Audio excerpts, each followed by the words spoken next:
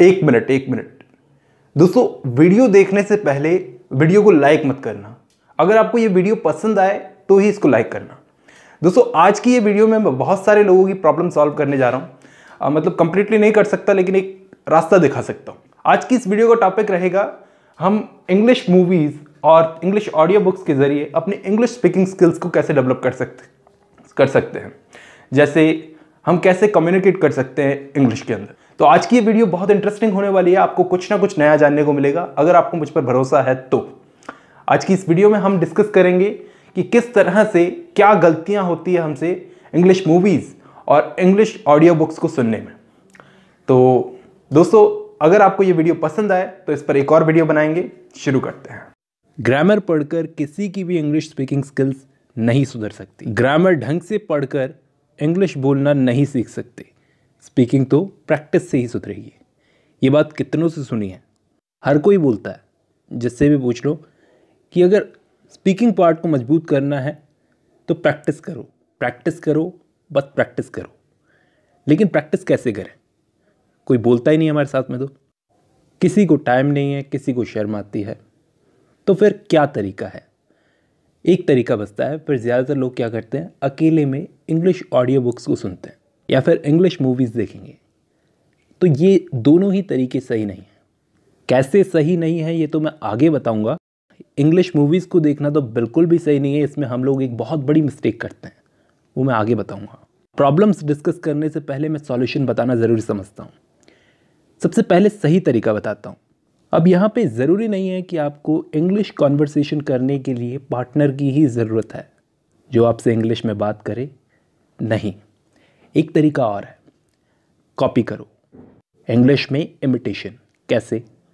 किसी को इंग्लिश में बात करते सुनो, स्पीच देते सुनो, या कुछ भी बोलते हुए सुनो, कोई भी वर्ड्स बोलते हुए सुनो, तो कोशिश करो उसकी नकल उतारने की कि मैं अपने वर्ड्स में इन सब चीज़ों को बोलूँगा तो कैसा लगूँगा।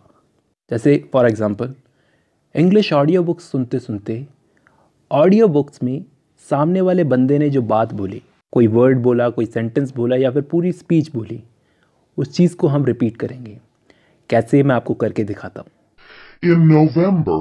In November, a cold, unseen stranger came to visit the city.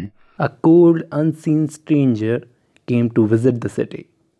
This disease, pneumonia, This disease, pneumonia. This disease, pneumonia. This disease, pneumonia. ठीक है? तो ये सिर्फ एक तरीका है ऐसा करने का, और भी रास्ते हैं ऐसा करने के। ज़रूरी नहीं है आप सामने वाले की बोली हुई सिर्फ एक फ्रेज, एक सेंटेंस को रिपीट करो। लॉन्ग सेंटेंसेस भी होते हैं, उनको भी रिपीट करने की कोशिश करो। फिर जब लॉन्ग सेंटेंस भी ढंग से बोलने लगो, फिर पूरी स्पीच खुद से बोलने की कोशिश करो। लेकिन सबसे पहले इजी फ्रेजेस की नकल करो, फिर थोड़ा थोड़ा बढ़ाते जाओ। जैसे जिम में होता है, जिम में करते हैं, पहले छोटा डंबल, फिर बड़ा, फिर उससे बड़ा। मैं आपको यहाँ पर बताता हूँ कि मूवीज़ देखकर इंग्लिश सीखने में क्या प्रॉब्लम है। अब ज़्यादातर हम देखते हैं, किसी भी टीचर से जाके पूछते हैं कि सर मुझे इंग्लिश नहीं आती, क्या करूँ? तो वो एडवाइस देते हैं कि जाके इंग्लिश मूवीज़ देखो। लेकिन गलती हमसे यहीं हो जाती है, हमको ढंग से पता नहीं होता कि इंग्लिश मूवीज़ देखनी कैसे है। यहाँ हमसे सबसे बड़ी गलती होती है कि हम सब टाइटल्स के साथ मूवीज़ देखते हैं। शायद आपने भी देखी होगी कभी ना कभी। प्रॉब्लम यही है, यहाँ पर आप सब टाइटल्स के साथ मूवी देखकर अपनी लिसनिंग पर काम नहीं कर रहे, बल्कि रीडिंग स्किल्स पर काम कर रहे हो। आप चीज़ को पढ़कर समझ रहे हो, ये तो आपको नहीं चाहिए। शायद किसी भी लैंग्वेज को सुनकर समझना ज़्यादा मुश्किल है लिखा हुआ समझने की बजाय। लिखा हुआ तो समझ में आ सकता था, पहले भी आ सकता था, पहले भी हम बुक्स पढ़ते थे। लेकिन यहाँ हमको लिसनिंग चाहिए। हम सुनना चाहते हैं मूवी को, लेकिन ना चाहते हुए भी हमारी नज़र सब टाइटल पर पड़ी जाती है। यहाँ पे हमको बोलना सीखना है तो सुनने पे ज़्यादा फोकस करना पड़ेगा। इसलिए अधिकतर लोग क्या करते हैं, मैं बताता हूँ। एक और बेवकूफ़ी होती है कि दो दो बार मूवीज़ देखते हैं। पहले सबटाइटल्स के साथ में देखेंगे, फिर दूसरी बार विदाउट सबटाइटल्स देखेंगे। ये अब हमने सबटाइटल्स देख लिए हैं, अब हमको समझ में आ जाएगा सामने वाला क्या बोल रहा है। ये अच्छा तरीका नहीं है, ये कम्प्लीटली वेस्ट ऑफ टाइम है। अच्छा तरीका है, मैं बुराई क्यों करूँ, लेकिन फिर भी बहुत बोरिंग तरीका है। आप खुद सोचो, 3 से 4 मूवीज़ देखने के बाद आप इसे क्विट कर दोगे कि नहीं? अब इंग्लिश मूवीज़ देखकर ही लिसनिंग इम्प्रूव करनी है तो एक और तरीका है, एक काम हम कर सकते हैं। ये जो सबटाइटल्स आते हैं, कई कंप्यूटर में भी आता है ये ऑप्शन, मोबाइल्स में मिलेगा या नहीं मिलेगा पता नहीं, लेकिन कंप्यूटर्स में ये ऑप्शन आता है कि आप सबटाइटल्स को थोड़ा डिले कर दो, 2 सेकंड डिले कर दो। मूवी चलते टाइम तो अपनी चलती रहेगी अपनी स्पीड पर, कैरेक्टर अपनी बात बोलेगा, उसको खुद समझने की कोशिश करो पॉज करके, फिर उसकी बात समझ में ना आए तो फिर सबटाइटल देखो जाके। अब यहाँ पर एक और चीज़ समझनी ज़रूरी है, बहुत इंपॉर्टेंट चीज़ है। किसी भी चीज़ को सुनो, केयरफुली सुनो, क्लियर वॉइस में सुनो, बिल्कुल साफ वॉइस में, जो क्लियर एक एक वर्ड दिमाग में घुसे, चाहे वो पॉडकास्ट हो, चाहे वो ऑडियो बुक्स हो, कुछ भी हो, क्लियर सुनना है, एक्यूरेट सुनना है। ये नहीं कि जल्दी जल्दी सुन लिया, हो गया काम। नहीं नहीं नहीं नहीं, ये गलत चीज़ है, बिल्कुल गलत चीज़ है। धीरे धीरे सुनो, साफ साफ सुनो, क्लियर ऑडियो को सुनो। जैसे मैं एक एक वर्ड क्लियर बोल रहा हूँ यहाँ पर, तो आपके दिमाग में वो एक एक वर्ड जा रहा है, तो वैसी ही वॉइस में सुनो।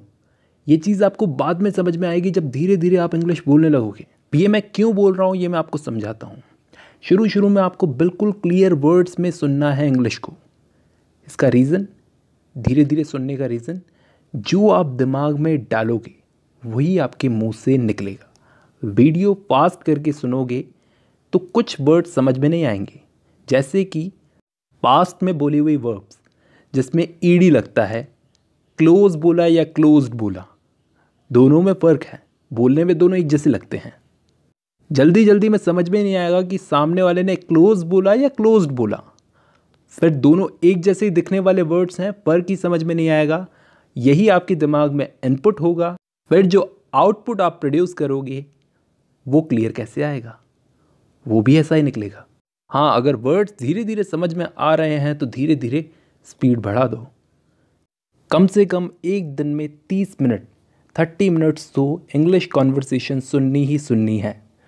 फिर वो जो बोल रहा है लगेगा 1 घंटा उसको सुनने में, क्योंकि जो बोल रहा है उसको रिपीट करना है खुद से। क्लियर सुनो, क्लियर बोलो, फिर देखना वो वर्ड्स आपके मुंह पर बैठ जाएंगे।